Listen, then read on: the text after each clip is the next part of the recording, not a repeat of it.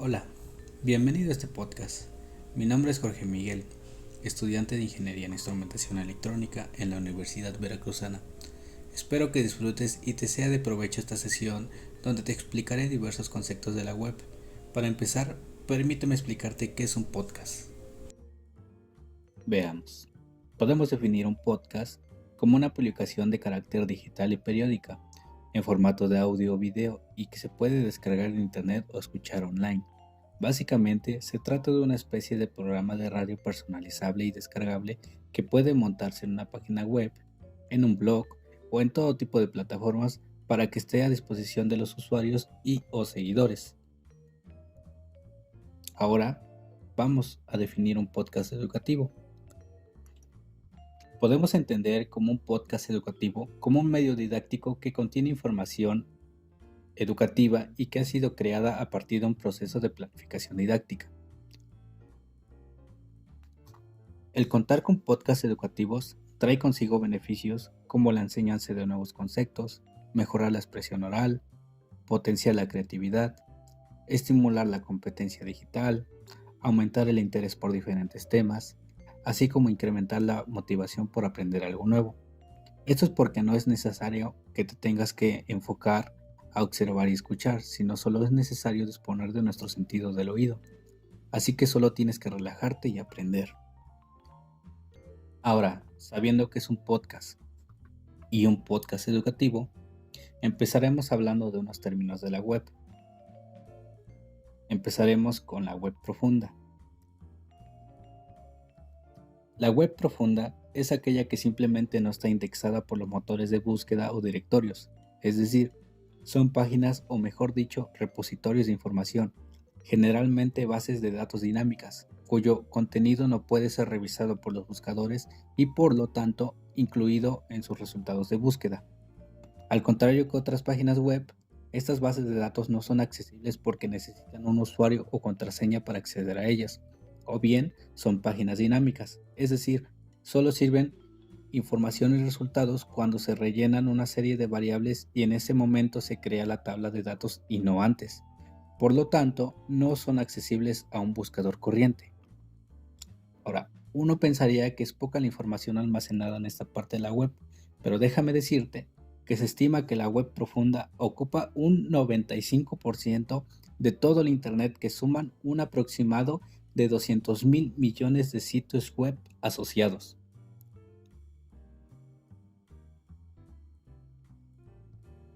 Es turno de hablar de su contraparte, la web superficial.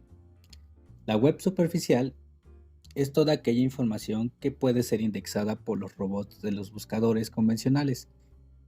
Hablamos de buscadores convencionales cuando hablamos de Google, de Bing, de DuckDuckGo y otros. Entonces, por lo tanto, recupera casi por completo con una simple consulta en un formulario de búsqueda.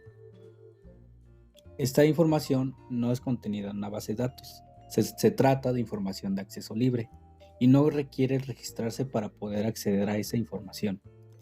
En su mayoría está formada por páginas web estáticas, es decir, páginas con archivos con una URL fija y accesibles desde otro enlace. Como verás, del 100% del Internet solo podemos acceder a aproximadamente un 5%. El resto corresponde a un contenido que no veremos a través de la web que usamos a diario. Bueno, pues ya sabemos qué es la web profunda y la web superficial. Hablemos de la web en sí. ¿Qué es la web? Según la definición de Oxford Language, es el conjunto de información que se encuentra en una dirección determinada de Internet. Ahora, tenemos que saber que hay diferentes versiones o etapas de la web. Podemos empezar con la web 2.0. Este concepto se acuñó en el año 2003 y se refiere al fenómeno social surgido a partir del desarrollo de diversas aplicaciones en Internet.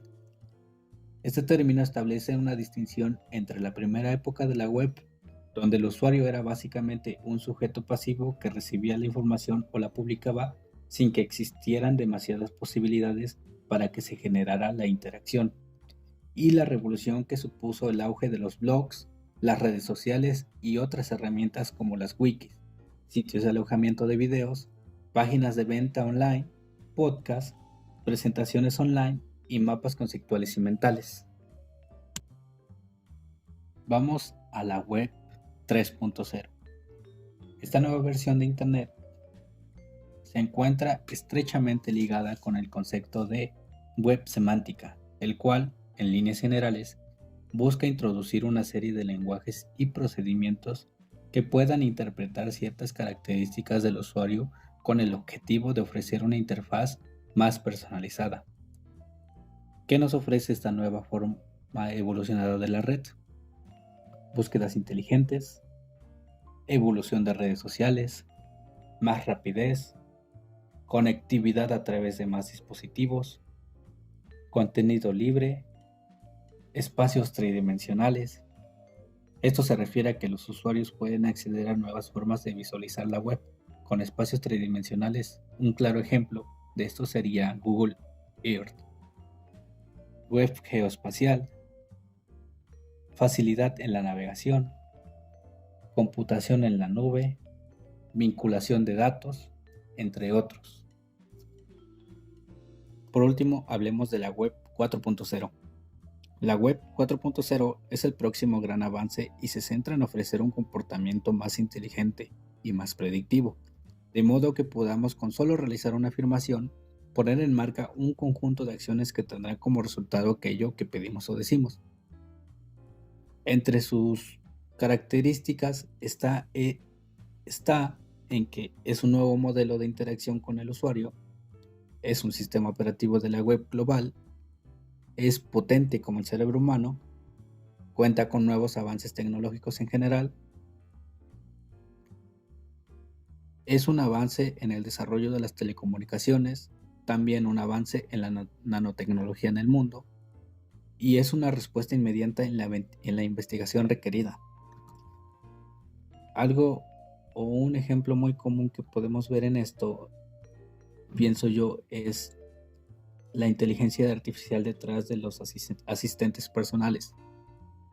Por ejemplo, cuando le pides a Alexa que te agregue un producto o bien te compre un producto, ella lo hace sin que te esté pidiendo diferentes pasos como cuando uno lo hace habitualmente a través de una aplicación o una página web.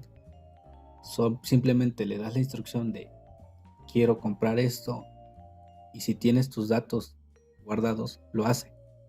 Entonces, ese es un claro ejemplo de la web 4.0 aplicada en nuestra vida cotidiana. Llegando a la recta final de este episodio, te contaré en base a mi experiencia propia algunas de las aplicaciones web que me han sido bastante útiles en el desarrollo de mi aprendizaje, sobre todo en estas épocas de pandemia. Empezando con Office 365. Todos hemos editado documentos, presentaciones, hojas de cálculo en paquetería Office. En lo particular, este servicio me ha servido bastante cuando editamos o edito con mis compañeros de clase trabajos de manera online, ya que se permite ver los cambios que se están haciendo de todas las personas involucradas en ese momento en tiempo real. Esto es muy práctico para agilizar tiempos y no se hagan tantas versiones de un documento como se hacía antiguamente por partes. Otra herramienta sería OneDrive. Esta es una nube que es bastante útil, que va ligada a Office, porque puedes guardar tus mismos documentos a la nube de OneDrive y compartirlos en diferentes entornos. Puedes compartirlos por enlace, puedes agregarlos a un grupo de Teams o tú mismo puedes gestionar tus archivos. Ahora hablemos de Filmora. Filmora es un editor de video bastante sencillo y bastante agradable al usuario, ya que a mi parecer la forma de acceder a sus herramientas es bastante sencilla y no necesitas de mucho conocimiento para poder realizar o editar un video. En lo particular, este podcast está siendo editado con Filmora. También te puedo platicar de Canva, que es una herramienta que nos permite crear infografías de manera fácil también. Bastante útil para entregar diversos trabajos. Por último, te voy a hablar de una red social bastante famosa que es YouTube. A pesar de que tiene bastante contenido basura o te puede distraer, cuenta con muchísima información que puede ser de mucha utilidad para diversos temas, desde clases de matemáticas, de física y muchísimas cosas más que puedes aprender en esa red social. Es una red social que para mí me ha servido muchísimo en todos los aspectos. Y esas serían algunas de las herramientas que personalmente yo te recomiendo y me han servido bastante para complementar mi aprendizaje a lo largo de toda mi experiencia en la web. Pues hemos terminado este pequeño repaso sobre diferentes conceptos de la web. Esto nos permitió aprender qué es un podcast, o en específico qué es un podcast educativo. También aprendimos sobre la web y diferentes conceptos. Hablemos de la web y nos dimos cuenta a cuánta información realmente tenemos acceso nosotros que navegamos por encimita de la red y navegamos sin darnos cuenta de toda la información que no tenemos acceso. Y ahí nos damos cuenta de toda la gran cantidad de información que está alojada en la web. También repasamos las diferentes versiones de la web que existen actualmente, cómo es que van actualizándose y van mejorando versión tras versión hasta llegar hasta lo que ya conocemos hoy en día. Y nos damos cuenta mucho cuando usamos redes sociales, cuando compramos algún producto, cuando buscamos información, todo cómo está estructurado en todas las páginas web, incluso y también en cualquier dispositivo, pueden ser dispositivos móviles. Terminando, te diré que a pesar de que no tenemos acceso a toda esa información, en lo personal no creo que sea tan necesario, porque en la web superficial tenemos un rango extenso de herramientas que pueden estimular nuestro aprendizaje.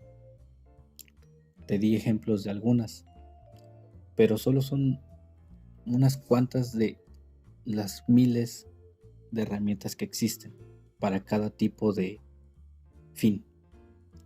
Entonces, es cuestión de saber aprovechar esta herramienta y esta maravilla tecnológica que existe actualmente. Todo recae en nosotros, en que podamos aprovechar estas tecnologías. Pues eso ha sido todo. Espero que haya sido de su agrado esta sesión y yo me despido. Hasta luego.